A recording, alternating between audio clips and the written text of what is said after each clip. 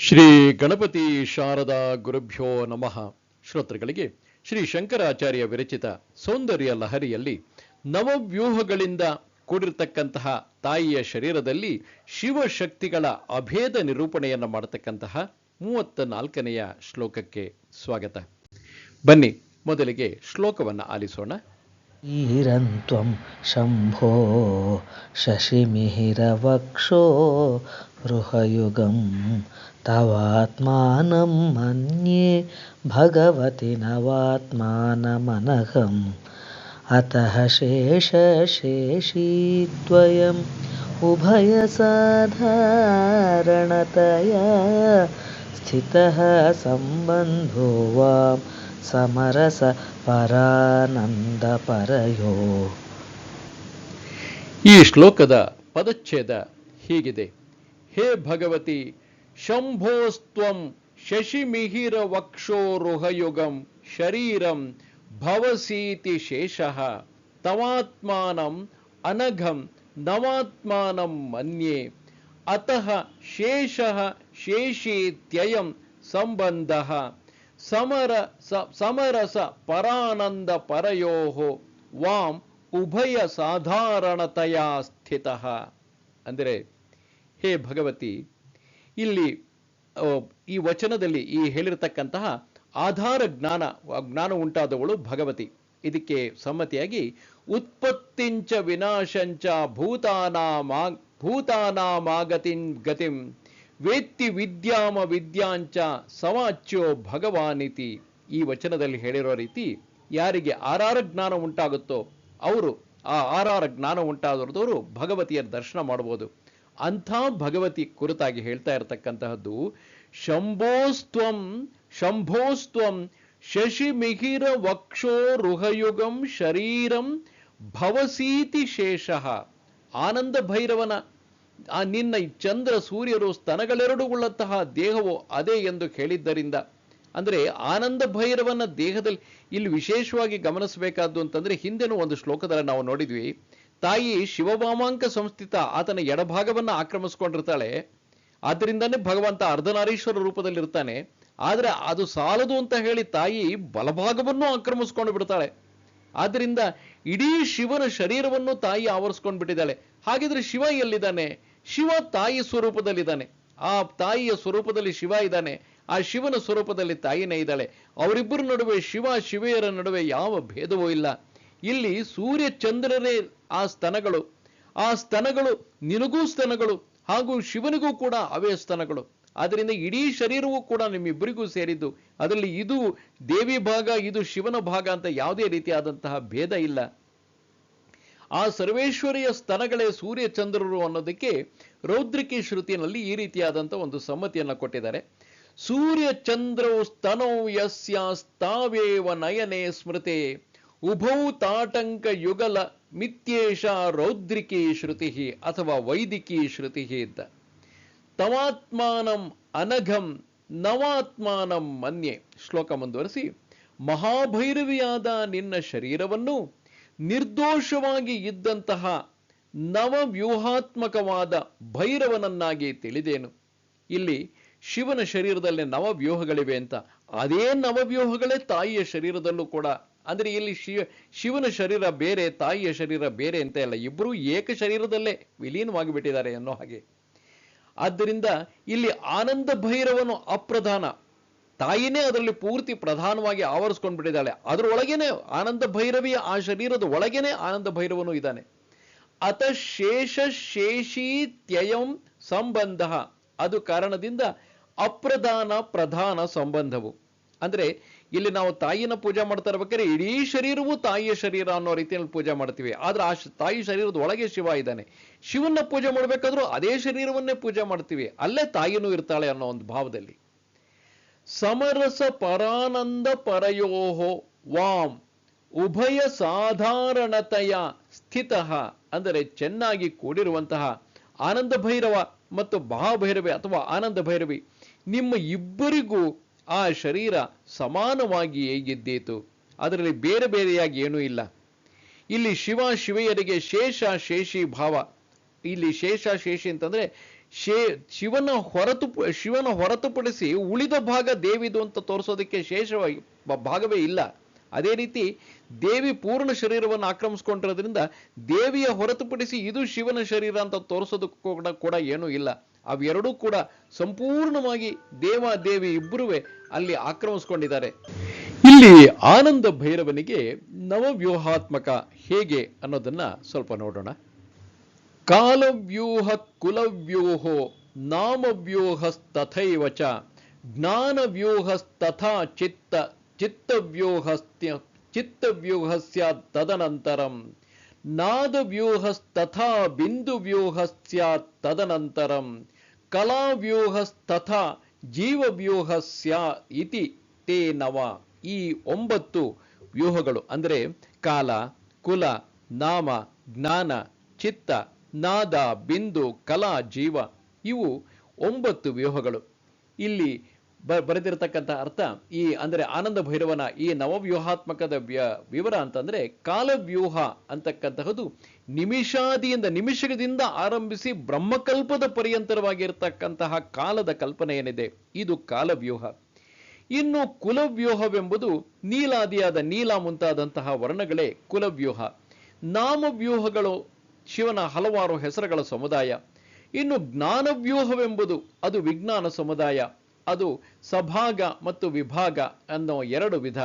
ಸಭಾಗವೆಂದರೆ ಸವಿಕಲ್ಪ, ವಿಭಾಗ ಅಂದರೆ ನಿರ್ವಿಕಲ್ಪವಾದದ್ದು. ಈ 2 ವಿಶೇಷವಾಗಿ ವಿಜ್ಞಾನ ಸಮುದಾಯವಾಗುತ್ತೆ, ಜ್ಞಾನ ಅಥವಾ ವಿಜ್ಞಾನ ಸಮುದಾಯವಾಗುತ್ತೆ. ಇನ್ನು ಚಿತ್ತವ್ಯೂಹ ಅಂತಕ್ಕಂತಹದ್ದು ಅಹಂಕಾರಾದಿ 5 ಸಮುದಾಯ. ಅಂದರೆ ಇಲ್ಲಿ ಅಹಂಕಾರ, ಚಿತ್ತ, ಬುದ್ಧಿ, ಮಹತ್, ಮನ ಇವು ಅಹಂಕಾರ ಪಂಚಕಗಳು ಅಂತಂತಾರೆ. ಈ 5 ನಾನು ಅನ್ನೋ ಭಾವವನ್ನ ಉಂಟು ಮಾಡ್ತಕ್ಕಂತಹದ್ದು, ಇದನ್ನ ಚಿತ್ತವ್ಯೂಹ ಅಂತ ಹೇಳ್ತಾರೆ. ನಾದವ್ಯೂಹ ಅಂತಕ್ಕಂತಹದ್ದು ರಾಗ, ಇಚ್ಛೆ, ಕ್ರಿಯೆ, ಪ್ರಯತ್ನಗಳು. ಇದು ಪರಾಪಶ್ಯಂತಿ ಮಧ್ಯಮೆ ವೈಖರಿ ಎಂಬುದು ಅದರಿಂದ ಶ್ರೀಚಕ್ರವು ಹೇಳಲ್ಪಟ್ಟಿದೆ. ಇನ್ನು ಬಿಂದು ವ್ಯೂಹ ಅಂತಕ್ಕಂತಹದ್ದು ಮೂಲಾಧಾರಾದಿಯಾದಂತಹ 6 ಚಕ್ರಗಳ ದೇಹದಲ್ಲೂ ಇರತಕ್ಕಂತಹ 6 ಚಕ್ರಗಳ ಸಮುದಾಯವನ್ನ ಬಿಂದು ವ್ಯೂಹ ಅಂತ ಹೇಳ್ತಾರೆ. ಕಲಾವ್ಯೂಹ ಅಂತಕ್ಕಂಥದ್ದು 50 ಕಲಾತ್ಮಕವಾದಂತಹ ಅಕ್ಷರ ಸಮುದಾಯ. ಅಕ್ಷರಮಾಲೆಯಲ್ಲಿ ನಾವು ನೋಡ್ತಕ್ಕಂಥ ಅಕ್ಷರಗಳ ಸಮುದಾಯ ಏನಿದೆ ಇದನ್ನ ಕಲಾವ್ಯೂಹ ಅಂತ ಹೇಳ್ತಾರೆ. ಜೀವವ್ಯೂಹ ಎಂಬುದು ಸುಖ ದುಃಖ ಶೀತೋಷ್ಣಗಳನ್ನು ಅನುಭವಿಸುವವರ ಸಮುದಾಯ. ದೇಹದಲ್ಲಿ ಬೇರೆ ಬೇರೆ ಶೀತ, ಉಷ್ಣ, ಸುಖ, ದುಃಖ ಇದನ್ನೆಲ್ಲ ಅನುಭವಿಸ್ತೀವಲ್ಲ, ಅದರಿಂದಾಗಿ ಆ ಜೀವ ಅಂತಕ್ಕಂತಹದ್ದು ಇದೆ ಅನ್ನೋ ಭಾವ ನಮಗೆ ಬರೋದ್ರಿಂದ ಅದನ್ನ ಜೀವವ್ಯೂಹ ಅಂತ ಹೇಳ್ತಾರೆ. ಈ ರೀತಿಯಾಗಿ ಮಹಾಭೈರವನು ಇಂಥ ನವವ್ಯೂಹಾತ್ಮಕನೆಂದು ಪೂರ್ವಕೌಲರು ಹೇಳುತ್ತಾರೆ. ಇದಕ್ಕೆ ಸಮ್ಮತಿ ವಚನ ಅಂದರೆ, ನವವ್ಯೂಹಾತ್ಮಕೋ ದೇವ ಪರಾನಂದ ಪರಾತ್ಮಕಃ ತದಾತ್ಮ ಭೈರವೋ ದೇವೋ ಭುಕ್ತಿ ಮುಕ್ತಿ ಪ್ರದಾಯಕಃ ಪರಾನಂದ ಪರಾಶಕ್ತಿ ಚಿದ್ರೂಪಾನಂದ ಭೈರವಿ ತಯೋರ್ಯದಾ ಸಾಮರಸ್ಯಂ ಜಗದುತ್ಪದ್ಯತೆ ತದಾ. ಅಂದರೆ ಪೂರ್ವ ಕೌಲಮತದಲ್ಲಿ ಪ್ರಧಾನ ಅಪ್ರಧಾನ ಭಾವ ಆನಂದ ಭೈರವನು ಮಹಾಭೈರವಿಗೆ ಸಮಾನವೆಂದು ಹೇಳಲಾಗಿದೆ. ಅದು ಹೇಗೆ ಎಂದರೆ, ಜಗತ್ತಿನ ಸೃಷ್ಟಿಕಾಲದಲ್ಲಿ ಮಹಾಭೈರವಿಯ ಪ್ರಧಾನ. ಏಕೆಂದ್ರೆ ಆವಾಗ ಆ ಕ್ಷಣದಲ್ಲಿ ಮಹಾಭೈರವಿ ಮಾತ್ರವೇ ಇರ್ತಾಳೆ. ಆನಂದ ಭೈರವ ಮಹಾಭೈರವ ತಾಯಿ ಒಳಗೆ ಆ ಶಿವೆ ಒಳಗೆ ಶಕ್ತಿಯ ಒಳಗೆ ಐಕ್ಯವಾಗಿ ಬಿಟ್ಟಿರ್ತಾನೆ. ಆಗ ಆಕೆ ಮಾತ್ರ ಪ್ರಧಾನ. ಆ ನಂತರ ಸೃಷ್ಟಿಕಾಲದಲ್ಲಿ ಮೊದಲು ಸದಾಶಿವ ಹೊರಗಡೆ ಬರ್ತಾನೆ. ಆ ಸದಾಶಿವ ಮಹೇಶ್ವರನನ್ನ ಸೃಷ್ಟಿ ಮಾಡ್ತಾನೆ. ಮಹೇಶ್ವರ ಬ್ರಹ್ಮ ವಿಷ್ಣು ರುದ್ರರನ್ನ ಸೃಷ್ಟಿ ಮಾಡಿ ಸೃಷ್ಟಿ ಸ್ಥಿತಿ ಲಯಗಳ ಮೂಲಕ ಮತ್ತೆ ಇಡೀ ಚರಾಚರ ಸೃಷ್ಟಿಯ ಪುನರ್ ಸೃಷ್ಟಿ ಆರಂಭವಾಗುತ್ತೆ ಅಂತ. ಆ ಕಾರಣದಿಂದಾಗಿ ಸೃಷ್ಟಿಕಾಲದಲ್ಲಿ ಮಹಾಭೈರವಿಯ ಪ್ರಧಾನ, ಆನಂದ ಭೈರವ ಅಪ್ರಧಾನ. ನಂತರ ಸಂಹಾರ ಕಾಲದಲ್ಲಿ ಆನಂದ ಭೈರವನೇ ಪ್ರಧಾನ. ಆನಂದ ಭೈರವನೇ ಇಡೀ ಸೃಷ್ಟಿಯನ್ನ ಸಂಹಾರ ಮಾಡಿ ನಂತರದಲ್ಲಿ ಆಗ ಮಹಾಭೈರವಿ ಅಪ್ರಧಾನವಾಗಿರ್ತಾಳೆ. ಆ ನಂತರ ಅವನು ಮಹಾಭೈರವಿಯಲ್ಲಿ ಸಂಪೂರ್ಣವಾಗಿ ಐಕ್ಯವಾಗಿ ಹೋಗ್ತಾನೆ. ಇನ್ನು ಈ ಒಂದು ಶ್ಲೋಕವನ್ನ ಯಾರು ಜಪ ಮಾಡಿ ಸಾಧನೆ ಮಾಡ್ತಾರೆ ಅವರಿಗೆ ಜ್ಞಾನಾಭಿವೃದ್ಧಿ ಮತ್ತು ಸಂದೇಹ ನಿವಾರಣೆ ಇವುಗಳನ್ನ ಫಲ ಅಂತ ಹೇಳಿ ಹಿರಿಯರು ಹೇಳಿದ್ದಾರೆ. ಇಲ್ಲಿ ಗಮನಿಸಿದರೆ ನವವ್ಯೂಹಗಳನ್ನ ಹೇಳ್ತಾ ಇರಬೇಕಾದ್ರೆ ನಾವು ಈ ಜಗತ್ತಿನಲ್ಲಿ ಏನೇನನ್ನೆಲ್ಲ ನೋಡ್ತೀವೋ ಅದು ಕಾಲವೇ ಇರಬಹುದು, ವರ್ಣಗಳೇ ಇರಬಹುದು, ಹೆಸರುಗಳೇ ಇರಬಹುದು, ಅಥವಾ ಜ್ಞಾನ ವಿಜ್ಞಾನದ ಸಮೂಹಗಳೇ ಇರಬಹುದು, ಚಿತ್ತ ಅಹಂಕಾರಾದಿ ಬೇರೆ ಬೇರೆ ಚಿತ್ತಗಳೇ ಇರಬಹುದು, ಈ ರೀತಿ ಬಿಂದು ವ್ಯೂಹ ಇರಬಹುದು, ನಾದ ಇರತಕ್ಕಂಥದ್ದು ರಾಗ ಇಚ್ಛೆ ಕ್ರಿಯೆ ಪ್ರಯತ್ನಗಳು, ಕಲಾವ್ಯೂಹ, ಅಂದರೆ ಅಕ್ಷರಗಳ ಸಮುದಾಯ, ಜೀವ ಸಮುದಾಯ, ಇವೆಲ್ಲವೂ ಕೂಡ ನಮ್ಮ ಇಡೀ ಈ ಜಗತ್ತಿನ ಸೃಷ್ಟಿನೇ, ಇಡೀ ಈ ಜಗತ್ತು ಕೂಡ ಈ ನವವ್ಯೂಹಾತ್ಮಕವಾಗಿಯೇ ಇದೆ. ಆದ್ರಿಂದ ಈ ಜಗತ್ತಿನ ಸ್ವರೂಪವನ್ನೇ ನಾವು ನಟರಾಜನಾದಂತಹ ಭಗವಂತನಲ್ಲಿ, ಶಿವನಲ್ಲಿ ಕಾಣ್ತಾ ಇದ್ದೀವಿ. ಆ ಶಿವನಲ್ಲಿ ಯಾವ ನವವ್ಯೂಹಗಳನ್ನು ಕಾಣ್ತೀವೋ ಅದನ್ನೇ ದೇವಿಯಲ್ಲೂ ಕೂಡ. ಯಾಕೆಂತಂದ್ರೆ ಶಿವೆ ಭಗವಂತ ಆನಂದ ಭೈರವ ಇವರಿಬ್ಬರ ನಡುವೆ ಯಾವುದೇ ಭೇದ ಇಲ್ಲ, ಅವರಿಬ್ಬರು ಒಂದೇ. ಆದ್ರಿಂದ ಯಾವ ನವವ್ಯೂಹಾತ್ಮಕವಾಗಿ ಈ ಸಮಸ್ತ ಸೃಷ್ಟಿಯನ್ನು ನೋಡ್ತಾ ಇದ್ದೀವೋ, ಆ ಬ್ರಹ್ಮಾಂಡದಲ್ಲಿ ಯಾವ ನವವ್ಯೂಹಗಳಿದೆಯೋ, ಈ ನಮ್ಮ ಪಿಂಡಾಂಡ, ನಮ್ಮ ಶರೀರದಲ್ಲಿ ಕೂಡ ಅದೇ ನವವ್ಯೂಹಗಳು ಉಂಟಾಗಿರ್ತಕ್ಕಂತಹದ್ದು. ಈ ಮೂಲಕ ನಮಗಿರ್ತಕ್ಕಂತಹ ಎಷ್ಟೋ ಸಮಸ್ಯೆಗಳು, ಅಂದ್ರೆ ಯಾಕೆ ನನಗೇ ಹೀಗಾಗ್ತಾ ಇದೆ, ಯಾಕೆ ಬೇರೆಯವರೆಲ್ಲ ಆನಂದವಾಗಿದ್ದಾರೆ, ನಾನು ಮಾತ್ರ ತೊಂದರೆ ಅನುಭವಿಸ್ತಾ ಇದ್ದೀನಿ, ಅಥವಾ ನಾನು ಯಾರು, ಈ ನಾನು ಯಾರು ಅಂತಕ್ಕಂತಹ ಮಟ್ಟದ ಸಂದೇಹದಿಂದ ಹಿಡಿದು ನಮ್ಮ ವೈಯಕ್ತಿಕ ಜೀವನದ ಸಂದೇಹಗಳವರೆಗೆ ಕೂಡ ನಮಗೆ ಹಲವಾರು ಸಂದೇಹಗಳಿರುತ್ತೆ. ಇಲ್ಲಿ ಗಮನಿಸ್ತಾ ಹೋದರೆ ಇಡೀ ಜಗತ್ತಿನ ಸ್ವರೂಪ ಆನಂದ ಭೈರವ, ಅದೇ ಸ್ವರೂಪ ಆನಂದ ಭೈರವಿ. ಆ ಭೈರವಿಯರ ನಡುವೆ ಯಾವುದೇ ಭೇದ ಇಲ್ಲ. ಅಂದರೆ ಇಡೀ ಜಗತ್ತು ಒಂದು ಶರೀರ ಅನ್ನೋ ಒಂದು ಭಾವದಲ್ಲಿ ತಗೊಂಡು ಒಂದು ಕ್ಷಣ ನೋಡಿ, ಇದು ಹೇಗಿರುತ್ತಪ್ಪ ಅಂತಂದ್ರೆ, ನನ್ನ ಮಧ್ಯದ ಬೆರಳು ಹೇಳುತ್ತೆ, ನಾನು ಕೆಲಸ ಮಾಡಿದ್ರೆ ಮಾತ್ರ ನಾನು ಮಾತ್ರ ಇತ್ತದನ್ನು ಮಾಡೋದಕ್ಕೆ ಸಾಧ್ಯ, ನೀವಿಬ್ರು ನನ್ನ ಆ ಕಡೆ ಈ ಕಡೆ ಇರ್ತಕ್ಕಂಥ ಬೆರಳುಗಳು ಸಣ್ಣವರು ಅಂತ ಹೇಳುತ್ತೆ. ಆ ಬೆರಳುಗಳು ಹೇಳ್ತವೆ, ಹೆಬ್ಬೆರಳು ಹೇಳುತ್ತೆ, ನೀವು ಯಾರೇ ಆದರೂ ನನ್ನ ಜೊತೆಗೆ ಸೇರಿದ್ರೆ ಮಾತ್ರ ನೀವು ಕೆಲಸ ಮಾಡೋದಕ್ಕೆ ಸಾಧ್ಯ ಅಂತ. ಈ ರೀತಿಯಲ್ಲಿ ನಮ್ಮ ಬೆರಳುಗಳೇನಾದರೂ ನಾನು ಅಂತ ಕಿತ್ತಾಡೋಕೆ ಶುರು ಮಾಡಿದ್ರೆ ಕೆಲಸಗಳು ನಡೆಯುತ್ತೆ. ಹಾಗೆ ನಾನು ಅನ್ನೋ ಭಾವದಲ್ಲಿ ನಾವು ಇರ್ತೀವಿ. ಪುರುಷ ಪ್ರಯತ್ನ, ನಾನು ಈ ಪ್ರಯತ್ನವನ್ನ ಮಾಡ್ತಾ ಇದ್ದೀನಿ ಅನ್ನೋ ಭಾವದಲ್ಲಿ ಇರ್ತೀವಿ. ನನಗಿದೆಲ್ಲ ಬೇಕು ಅನ್ನೋ ಒಂದು ಭಾವದಲ್ಲಿ ಇರ್ತೀವಿ. ಆದರೆ ವಾಸ್ತವವಾಗಿ ಇಡೀ ಜಗತ್ತು, ಇಡೀ ಬ್ರಹ್ಮಾಂಡವೂ ಕೂಡ ಒಂದು ಶರೀರ, ಅದೇ ಆನಂದ ಭೈರವಿ. ಅವರಿಬ್ಬರು ಏಕವಾಗಿರ್ತಕ್ಕಂತಹ ಇಡೀ ಜಗತ್ತು ಒಂದೇ ಶರೀರ. ಎಲ್ಲ ದೇಹಗಳು ಯಾವ್ದಾದನ್ನ ನೋಡ್ತಾ ಇದ್ದೀರೋ ಆ ಎಲ್ಲ ದೇಹಗಳು ಅದೇ ಒಂದೇ ಶರೀರದ ಭಾಗ. ಆ ಶರೀರದ ಇಚ್ಛೆ ಆನಂದ ಭೈರವೇ, ಭಗವಂತನ ಇಚ್ಛೆ ಹೇಗಿರುತ್ತೋ ಹಾಗೆ ಇಡೀ ಶರೀರ ಕರ್ತವ್ಯ ನಿರ್ವಹಿಸ್ತಾ ಇರುತ್ತೆ. ಈಗ ನಾನು ನಿಮ್ಮ ಹತ್ರ ಮಾತಾಡ್ತಾ ಇರ್ಬೇಕಾದ್ರೆ ನನ್ನ ಬೆರಳುಗಳು, ಕೈ ಆಡ್ತಾ ಇರುತ್ತೆ, ಬಾಯಿ ಆಡ್ತಾ ಅದು ಒಳಗಡೆಯಿಂದ ಶಬ್ದ ಬರ್ತಾ ಇರತಕ್ಕಂಥ ಶಬ್ದವನ್ನ ಕಿವಿ ಕೇಳಿಸ್ಕೊಳ್ತಾ ಇರುತ್ತೆ. ಅದೇ ಸಮಯದಲ್ಲಿ ನನ್ನ ಕಣ್ಣು ಪುಸ್ತಕನ ನೋಡ್ತಾ ಇರುತ್ತೆ. ಇವು ಯಾವುದೂ ಸಹ ನಾವು ಸ್ವತಂತ್ರವಾಗಿ ಕೆಲಸ ಮಾಡ್ತಾ ಇದೀವಿ ಅಂತ ಹೇಳಲ್ಲ, ಒಂದಕ್ಕೊಂದಕ್ಕೆ ಕೋಆರ್ಡಿನೇಷನ್ ಆಗಿ ನಡ್ಕೊಂಡು ಹೋಗ್ತಾ ಇರುತ್ತೆ.